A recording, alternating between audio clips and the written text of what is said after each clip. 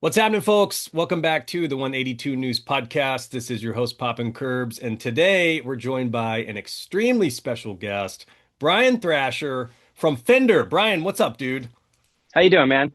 Doing good, man. We chat pretty often, but it's nice to chat on the podcast. We're going to dive deep into Tom DeLonge's Fender Starcasters that you have built, as well as some limited edition, one of one, the Ad Astra series coming out on Black Friday at To the Stars. So I'm stoked to dive into this stuff, man. This is exciting. For sure, man. Thanks for having me on. No problem. So you are the master builder, or one of, I don't know how big your team is, but you're a master builder at Fender, which seems like the coolest job ever. But I don't know quite how you got there. So I got to get a little bit of background to kick this off. I guess going back, like when did you start just tinkering with guitars? Well, I've kind of always been a tinkerer by nature. I started skateboarding at a really early age. I was 6 years old, basically, and 1985. And always messed with my skateboards and taking those things apart, put them back together, and changing out parts and whatnot. And about music and skateboarding kind of go hand in hand. And found myself a few years later at 15 learning how to play the bass and a little bit of guitar. And my curious nature wanted to know what's going on inside my bass, so I took the pick guard off and proceeded to yank all the wires off my guitar. And I was like, oh shoot! So packed everything up and had a friend drive me to the music store to get it fixed. And the guy's like, he's like, I can't get to it for like 2 weeks. And I'm like, man, I kind of need this for band practice or whatever. So we drove home and dug through the garage and found an old soldering iron, and I just started connecting wires until it worked again. Oh my That kind God. of started me off on modifying and changing parts on the guitars and basses after that. So you started on bass. Was that your first instrument? Yeah, I started on bass and then later moved to guitar. Okay. So when did you start working for Fender? I started at Fender in 2003. Prior to that, I worked at Schecter Guitars for about 2.5 years. And then before all that, in the summer of '98, I went to a guitar building school in Big Rapids, Michigan called Brian Gallup's Guitar Hospital. Learned how to build an acoustic guitar from scratch there. We did a Telecaster guitar kit, basically, painted it, sanded it, did all the fretwork and wired it up, things like that. Didn't actually, route or build anything on that, but it kind of started that process. We built the acoustic from scratch. When I was done with the school, I went back home to Omaha, Nebraska, where I'm originally from, and I started working at Dees Music. And there, under John Taylor, who was a guitar player in a band that I was really fond of called Mercy Rule, uh, kind of started taking me under his wing and teaching me stuff that he knew, and then eventually started kind of building things at his house because he had some of the tools and things like that, so we could build our own guitars from. And then yeah, I knew that if I wanted to really have a career in building guitars, I needed to move out to California and try and get with Fender. So Yeah, the R&D department, so research and development. I mean, is that where you started in 2003, or did you kind of work your way into that? no, I started off on the just the import production guitar line, setting up and inspecting guitars all day long. Um, because of my background, I quickly moved to the repair department and started fixing the import stuff that would come in either damaged or needing some extra attention, fretwork, things like that. From there, I became the guitar lead of the import line, and then supervisor, manager, etc. Kind of came after that. And then while I was on a trip to Asia and Japan, I was over there with the guy who ran R&D at the time, and just talking with him. He's like, "Why don't you work in my model shop?" And I'm like, "I didn't know we had a model shop, to be honest with you. I was always striving to be in the custom shop." And when he started telling me about the model shop, I'm like, "That sounds exactly where I need to be," because I'm always tinkering and coming up with new ideas and weird concepts and you know things that become things.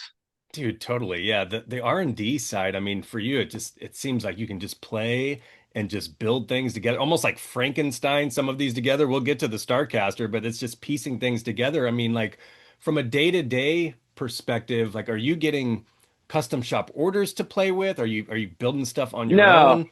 our day to day is mostly building prototypes for American Vintage 2, American Pro, Am Pro Classic, Okay. American Ultra, those types of series. We go through, and every time they do a refresh of those series, we have to build, a couple prototypes of each of those, for color samples, things like that for marketing. And then, they do their thing with it. So that's kind of our day to day. We also do, artist relations, um, you know, building models for, artists for their prototypes, when their signature models are coming out, things like that. And that kind of leads us into doing custom models for artists because sometimes custom shop is so behind with their regular orders, they can't always get to them. And sometimes we can just kind of slide those things in with our day to day projects. Interesting. Yeah, I never thought about that, but yeah, actually just like the normal Strat or American Professional models, like they do get changed or at least like Right. new fresh colors and whatever. So Yep. interesting. I didn't think about that side of things, but yeah, that So makes anytime there's a major spec change, we build prototypes for that type of stuff. rad. Was there any artist, I guess, early on, or like what were some of the artists that you had built stuff for early on where you were just like, oh my gosh, this is kind of rad?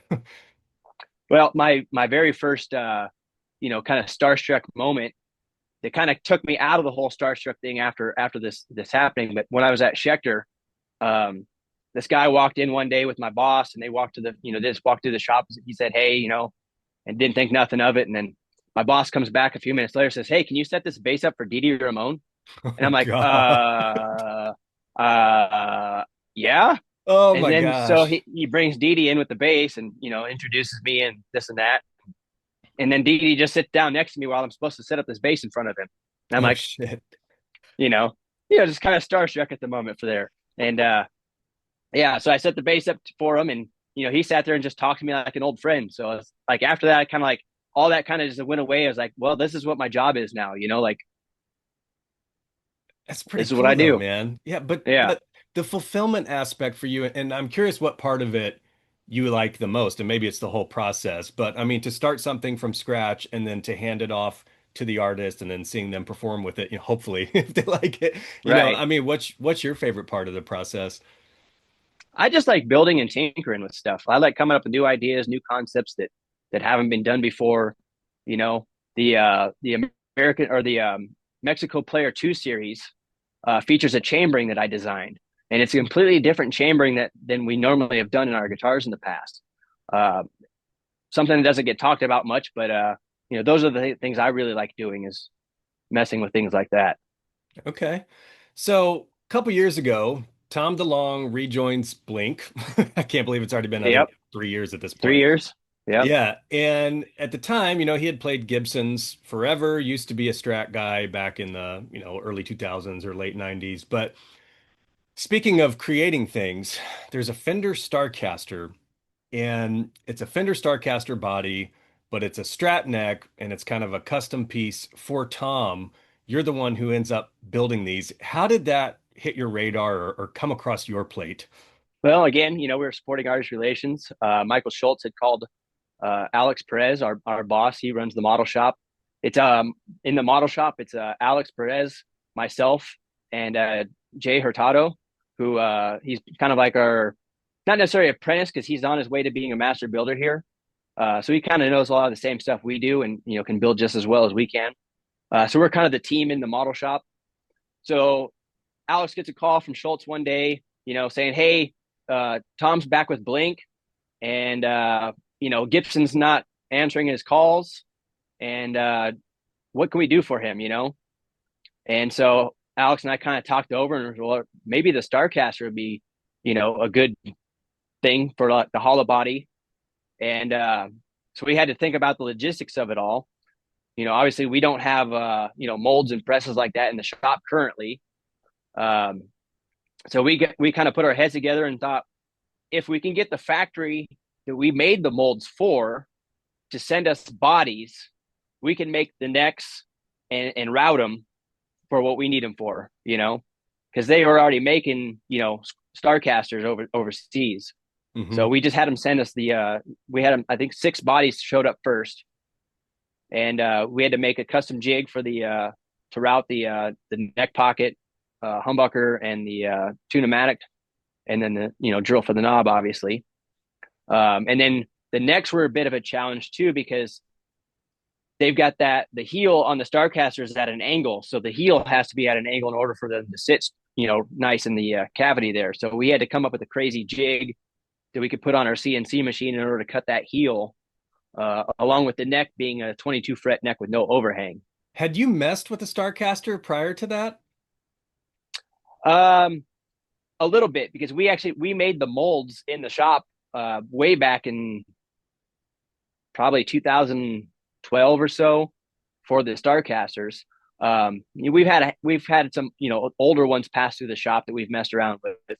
The neck being a strat neck, I mean, is that something that you guys had guidance from Tom and his team? Like he wants to try and mold a Correct. okay. Yep. Just put the big headstock strat neck on it. So you were playing with it at that point, and then you piece it together. I mean, single volume knob. And then at that point, did they have the SH5 or did they have the JB pickup? I can't remember at this point. The SH5, we always had that. Okay. So So when they were talking about, what pickup to use, Alex recommended the SH5 because it had kind of just like this nice overall balance and, distorts well, sounds great, clean, has a lot of power behind it. okay. So you built those, you piece them together. As far as the colors go, did you have any guidance on that or just use your best guess? Nope, Tom, that was all from Tom's team, what colors they wanted. Okay, so they knew specifically. That's interesting. Right. It wasn't Okay. until we got to the models with the graphics and some of the other stuff that, we had a little bit of input that we were able to put in there for our, from our own perspective.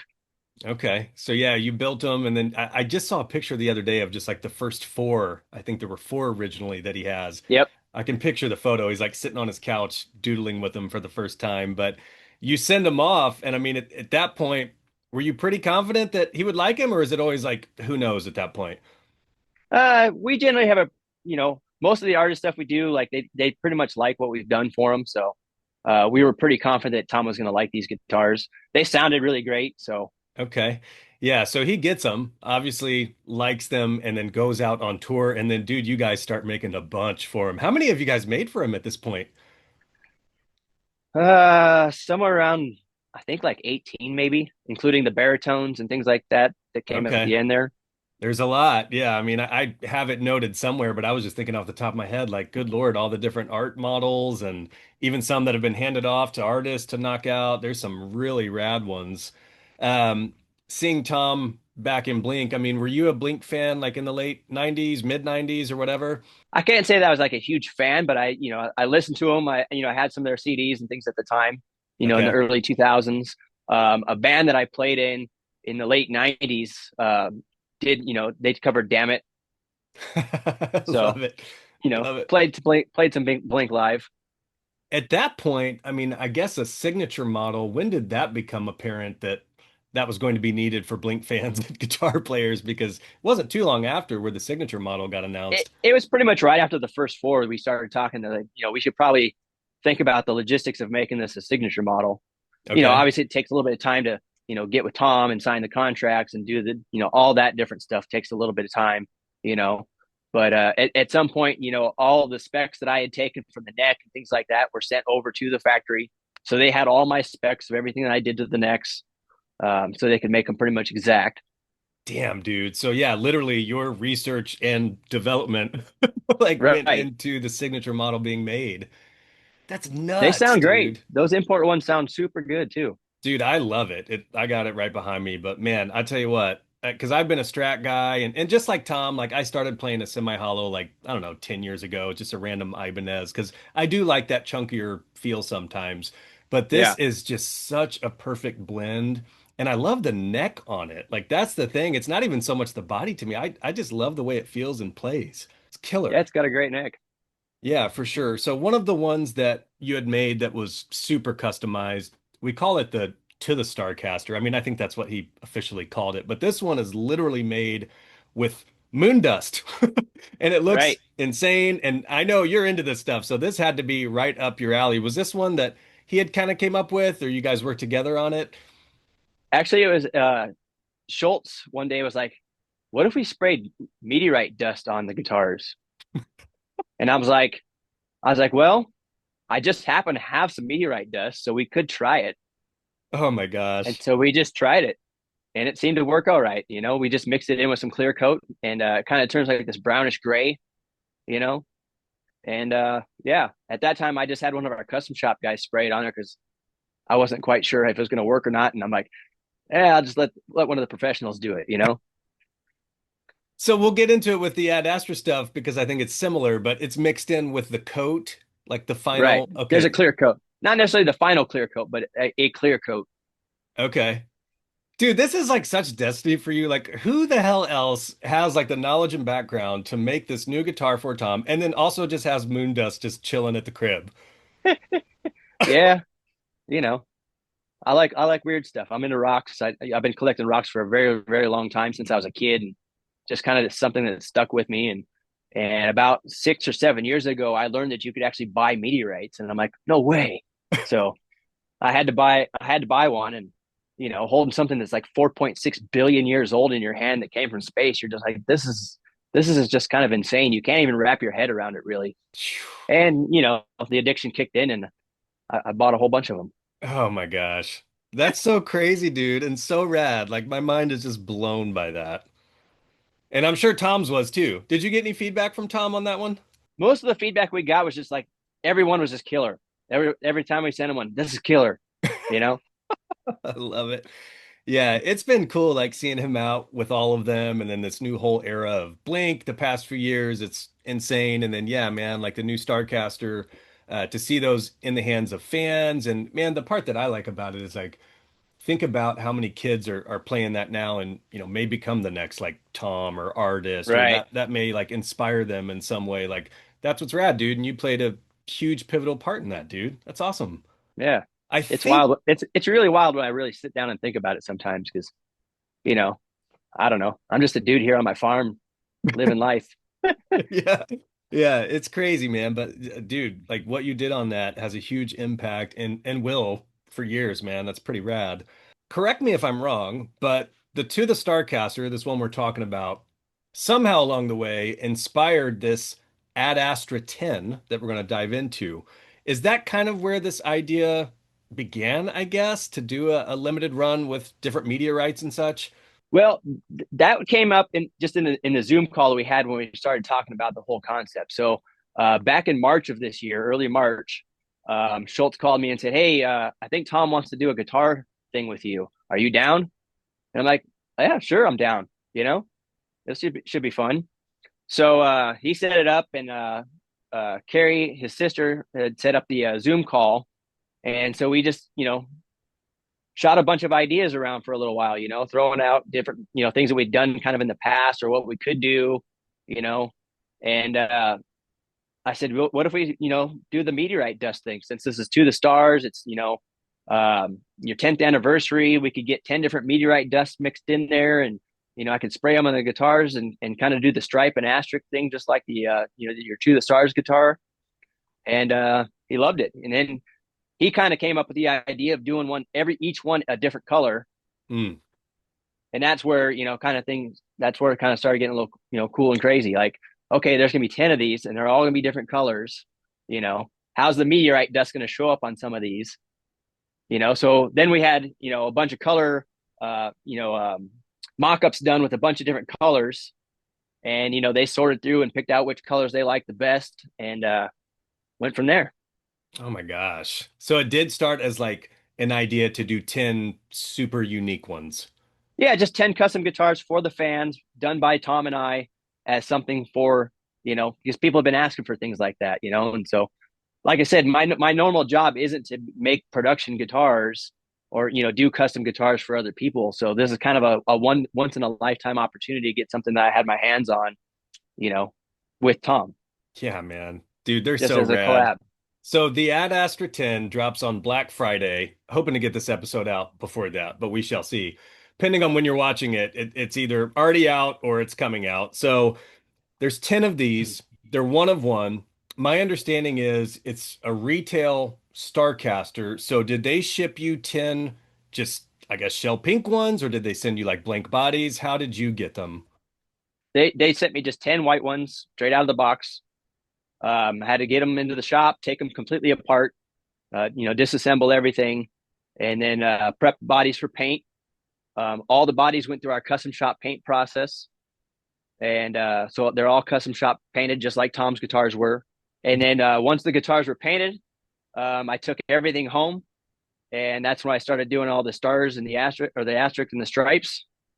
And after that was done, that's when I got the meteorite stuff mixed up and shot everything with the meteorite dust.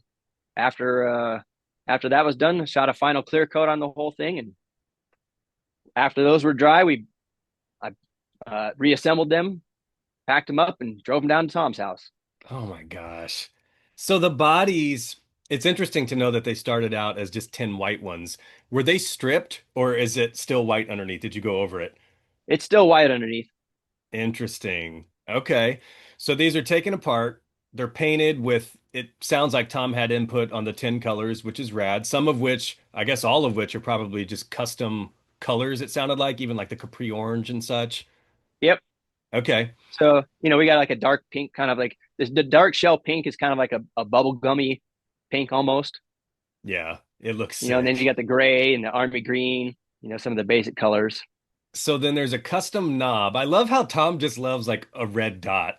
I don't know if anybody's seen the Seinfeld episode, but there's an episode called The Red Dot that is one of my favorites. But I love how he gravitates towards just a single red dot. It looks so rad. So they sent you that, right? Or you guys had it?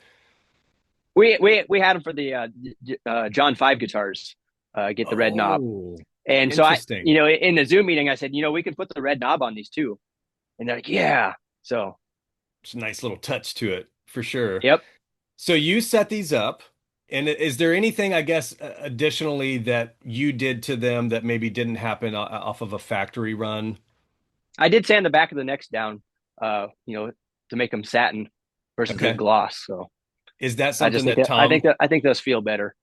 is that something that Tom prefers? Like, are his done like that? Yeah, all his are sanded down in the back as well. Okay. So they've got the custom knob, they've got the sanded down back, custom paint, the stripe and the asterisk. Somebody had asked, is that painted on? Is that taped on and sealed?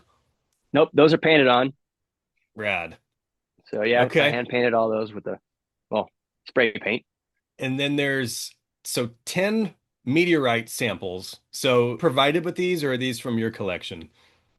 These are from my collection, and then I reached out to one of my meteorite friends that I've got a few friends that are meteorite dealers and hunters and finders and things like that. So I reached out to one of them, and he helped hook it up with a couple things that I could make the meteorite dust more meteorite dust to play with. So Okay. And so these are grinded up, it seems, or smashed in some capacity. Are all 10 mixed together in one, or is there one per correct, guitar? correct. They're all mixed. All 10 are mixed in together. So you get all 10 meteorite samples on your guitar. Interesting. Okay. And so those are mixed together with a coat, and then the coat is applied. And when I did a video on this the other day, I didn't know if it was burnt or a part of the paint job, but there are certain parts of these that are a little bit darker. And to me, I guess you had sent me a message saying that that's part of the meteorite Right. dust or That whatever is the kind of meteorite showing. dust. So Okay. like on the gray, the black, the green, being that those are darker colored bodies, I had to get a little creative in order to kind of get some meteorite dust to show on those since the dust is so dark. So that's why you see like the gray gets a little bit heavier of a dust. The black gets the white overspray first, and then the meteorite dust, and the green one as well Oh my has a little bit of gosh. gray in there. So you get these things put together, and at that point, did you know that Tom was gonna like doodle on them at that point or no? Well, I wasn't quite sure what his whole plan was when I was doing these. I knew that he was going to sign them eventually, and we were going to get together and take pictures with him. But I had no idea that he had planned on doing the doodles or anything like that on them at the time. And it was basically just once we got down there, he just kind of like we had them all lined out in that big circle you've seen the pictures of, and he just kind of picked one up and grabbed a sharpie and just did his thing on it. I love it. So you're done with them. You literally just drive them all to Tom's. He takes a look at them. I mean, he had to be stoked, right? I'm assuming. Oh yeah, Okay. oh yeah. Yeah, because they look killer, and I mean it's such a good blend of your creativity and then his imagination. I mean, it just looks like a perfect combination. He starts doodling on them, which, dude, like some of those doodles just crack me up, man. They're hilarious. It was Um, hilarious too. At first, my first thought was the first one he starts drawing right over the asterisk and the stripe. I'm like, well, so much for all the work that I did. all that work on it. Yeah, it's interesting because somebody had asked it, and to me it seemed like it, if they were doodled on before they were sealed or after. So it seems like after, right? It was after, yes. Okay, because when you brought them to him, I mean, they were done from your perspective. Um, Right. yeah, I don't really have much concern about, if you play these guitars, the signatures and the drawings really aren't in a spot your arm or anything like that's going to be, wearing away at. I mean, if you're playing live every night with it, then yeah, you might see some wear, just like Tom's guitars do. But I doubt anybody's gonna be playing these live night after night after night after night. But feel free to jam on them. They're fun to jam on. Like you got a cool guitar, might as well jam on it, right? Yeah, I know it's interesting to me, like for folks who are picking it up, are they picking it up to just have on display as an art piece, a high-end collectible, or are they playing it to jam or a little bit of both?